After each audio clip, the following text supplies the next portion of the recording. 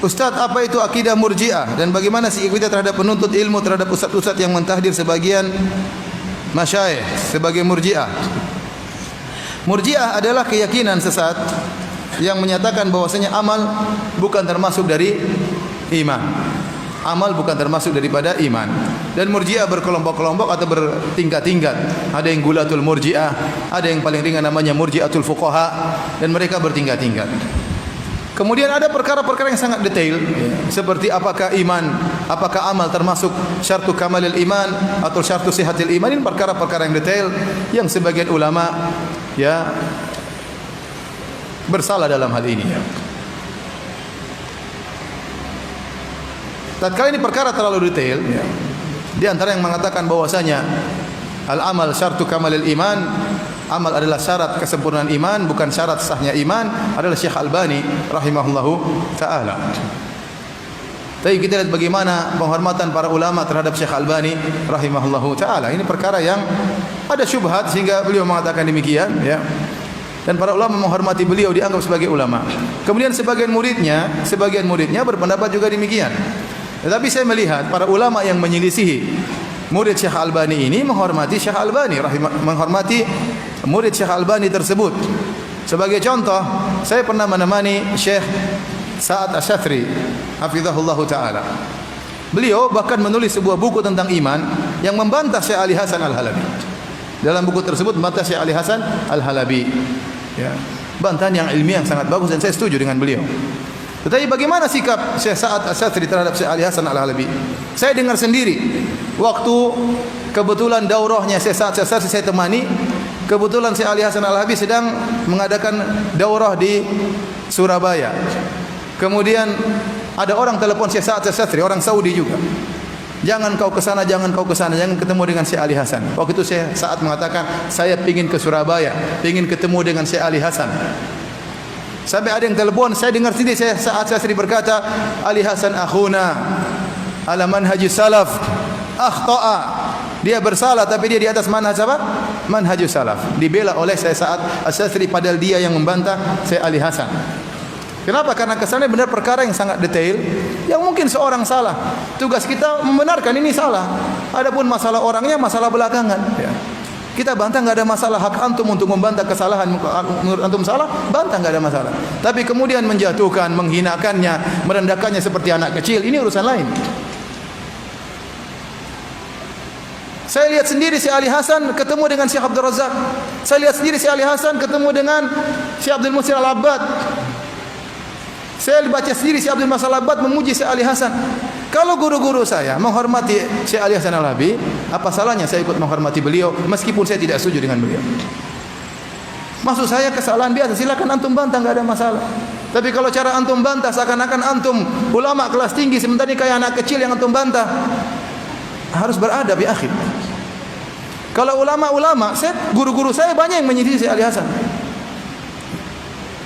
Artinya silakan bantah, enggak ada masalah. Peringatkan ini kesalahan, bantah silakan dengan detail.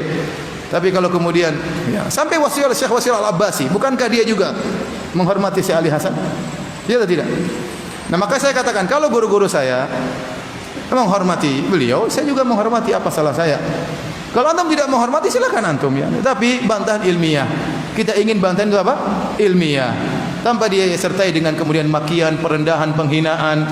Saya bantah ustaz lain silakan saya bantah, tapi tidak perlu kita merendahkan ustaz yang lain. Kalau memang dia salah, bantah ilmiah. Jangan mengesankan ustaz ini goblok. Jangan mengesankan ini bahlul, jangan. Antum bantah ilmiah. Bisa jadi seorang membantah ustaz yang lain, dia membahlul-bahlulkan ustaz yang ternyata dia sendiri salah. Dan itu terjadi. Membantah suatu permasalahan, dia jelek-jelekan ustaz yang lain, ternyata dia sendiri salah dalam hal tersebut. Sementara ustaz yang dibantah tidak balik bantah. Lihat akhlak ustaz tersebut, tidak balik bantah dia. Kalau ustaz tersebut mau bantah dia bisa, cuma tidak. Lihat ikhwan, antum belajar agama bukan cuma ilmiah, adab juga antum belajar.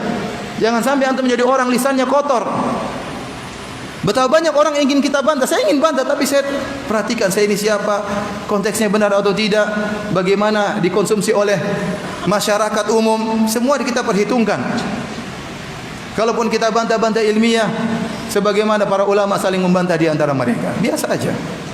Yang penting jaga adab, ya. Jaga adab.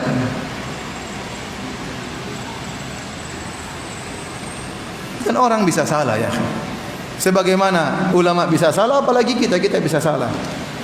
Maka kita tatkala menilai seorang ahlus sunnah atau tidak disebut dengan manhaj muwazanah. Itulah namanya manhaj muwazanah dalam menilai. Kalau kita menilai seorang harus bermanhaj muwazanah.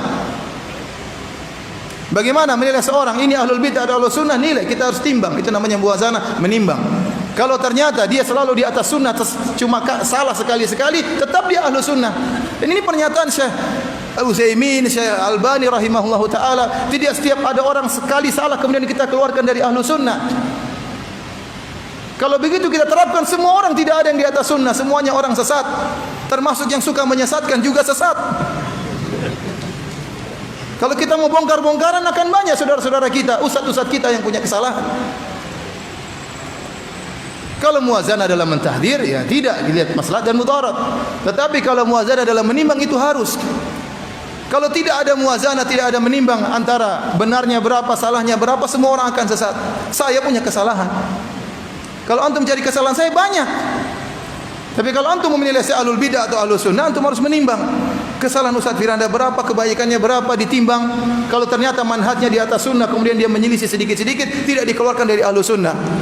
Beda orang mau berjalan ke Mekah atau orang mau berjalan ke Makassar, kemudian dia kesasar kemana? Ke Goa misalnya. Tapi dia tujuannya kemana? Ke Makassar. Oh dia balik lagi. Beda dengan orang sejak awal memang ingin pergi ke Manado. Memang sudah lain jalur, paham? Jadi kita tahu manhaj seorang, ini manhajnya ahlus sunnah, terkadang salah. Kita tahu manhajnya. Memang dia mau ke Makassar. Tapi ada orang memang jalannya memang sudah ke Manado. Ini lain cerita. Ini lain cerita.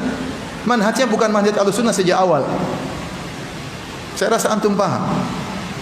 Orang Makassar saya tahu cerdas-cerdas ya.